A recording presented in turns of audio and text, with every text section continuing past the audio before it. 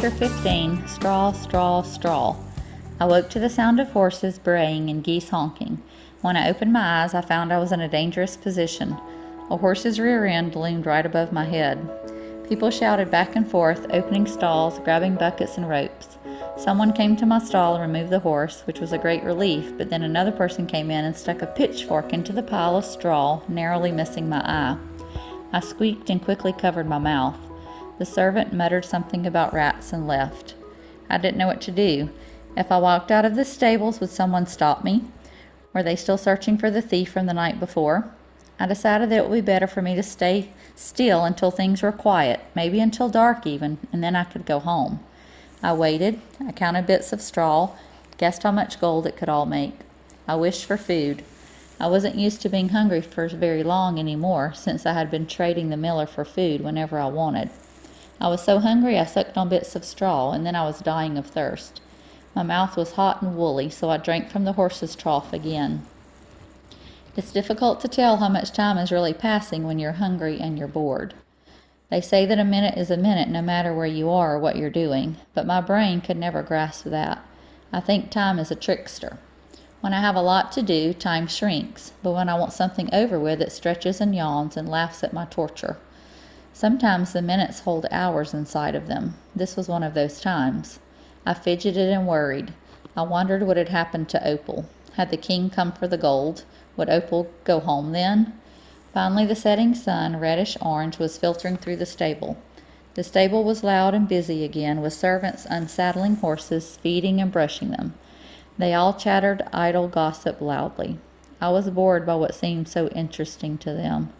Lord So-and-so is to marry Lady Such-and-such. A maid spilled a glass of wine on somebody. Baron something or other is raving again about trolls in the eastern woods. Come help me with this straw. The king wants it all in the west tower. A pitchfork plunged into my pile of straw. What for? We just put new straw in the beds. Don't know. He wanted a pile of it in there last night, and now he wants all the straw from the stables up in the west tower, every last bit. Their pitchforks jabbed into the straw, one after the other, and I had to shift and twitch so I wouldn't be stabbed. Is the king weaving baskets? The servants laughed. They filled a cart full of straw and left. Luckily, they didn't notice my head sticking above the rest of the pile. I hid behind some large pails until it was dark and quiet. I was shaking. I couldn't go home, not now that I knew Opal was still in trouble. Oh, I almost wished I hadn't overheard them talking. But why was I surprised? Why hadn't I thought of this? Last night was merely a test. Of course King Barf would order more straw, all the straw he had, and make Opal spin him more gold. But even then, would he be satisfied? Would he ever stop demanding more? I didn't want to answer these questions about the future. I had to think about now. Opal was still in trouble, and it was more my fault than ever. I couldn't just leave her. It was back up the tower for me. When I plopped through the window this time, Opal seemed expectant. Oh, I knew you would come, Robert. Robert? It's Rump, I said. Oh, never mind that. I know Frederick and Bruno call you silly names, but I won't. I shall call you Robert, a proper name. She smiled as if that were the kindest thing in the world, but I couldn't smile back. I was gazing open-mouthed at all the straw. There was three times as much straw as before, all piled along the walls and halfway up to the ceiling. Troll's breath, I muttered. Oh, it's not so bad, is it? Said Opal. You can spin in a wink. You're so clever. I felt ill and must have looked it. Opal's eyes brimmed with tears and her chin quivered as she spoke. You must. The king says if every last straw isn't gold by morning, I'm going to die. They're going to kill me. And she wailed, though I didn't think that was quite as sincere as the night before. There wasn't any snot, but sincere or not, what choice did I have? What will you give me? I asked. Opal folded her lower lip down so that she looked like a large toddler on the verge of a tantrum. Already gave you my necklace. That was made of pure gold, you half-wit. Do you realize how much that's worth? That was for last night. You have to give me something for tonight. And besides, I'm making you a mountain of pure gold, I said impatiently. Who was the half-wit here? Opal looked around desperately. It made me nervous to watch her think. She looked so blank and mystified. She brushed her hands down her hair, licked her lips again, fiddled with her dress, and finally fumbled with her fingers. "I will give you my ring," she said as she pulled the little ring off her finger. It was not gold or silver, probably cheap tin, but it had a small stone in the middle, shiny white with swirls of purple and blue. An opal. "My mother gave it to me," she said, "before she died." She dropped it in my hand, and I felt a stab of guilt. I didn't think there was anything she could give or promise me that would be worth more than a hulking pile of gold, but I could see that this was probably close, a priceless token. I was starting to really dislike this whole binding bargains and promises thing. Still, it wasn't anything horrible. "Close the windows," I said, and started to spin. My limbs still ached from the previous night's work. My leg pulsed with every pain every time it pushed down on the treadle, but I kept going. Whir, whir, whir. Gold, gold, and more gold. I had searched for it my entire life, and here it was, pouring out like water. I hated the sight of it. Opal fell asleep faster this time, one hand twined in the gold and the other clutching some straw.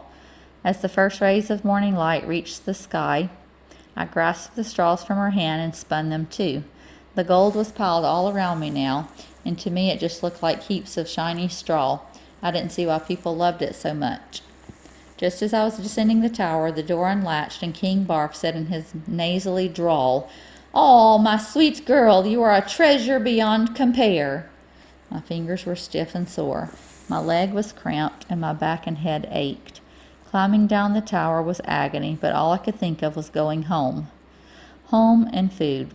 My stomach rumbled as I touched the ground, but then I heard another rumbling. It was growing louder, and it was definitely not my stomach. I stood in the middle of the castle grounds, not bothering to hide myself. I couldn't move, and I couldn't speak, even though my mouth hung wide and my tongue wagged. I started to drool. A procession of wagons rolled through the gates and up to the doors of the castle. 1, 2, 3, more than a dozen cottage-sized wagons stacked high with straw. I sat against a tree and watched as the servants unloaded the straw, bundled it up, and hauled it inside. With each bundle they carried in, I felt weight pressing down on me, heavy as gold. I had a hard time breathing, and then I realized what should have been obvious to me from the beginning. This was my destiny, to spend gold at the whims of a greedy king for the rest of my life. I thought that when you found your destiny, you were supposed to be happy about it, but maybe I was wrong. Maybe it was something you just had to accept, succumb to. Hadn't I seen the villagers on the mountain succumb to their fates all my life? They accepted it because they had always known their name and the destiny that came with it, and they knew those things couldn't be changed. Maybe I just needed to accept what was in front of me. I felt very heavy and sleepy.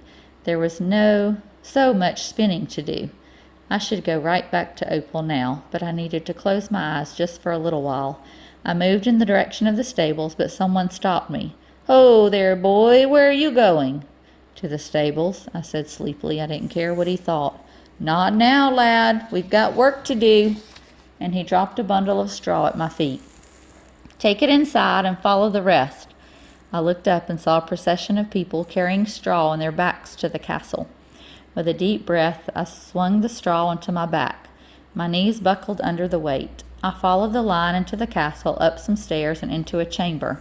We must have been in a different tower because this room was 3 times the size of the last one. The straw was piling up the corners and crawling up the walls, covering the tapestries, the paintings, and the windows. This would never stop. As long as there was straw in the kingdom, King Barf would want it spun into gold. I fell helplessly into the straw and buried myself under it. No one noticed me as the workers piled straw higher and higher until it covered the windows and all the light was shut out.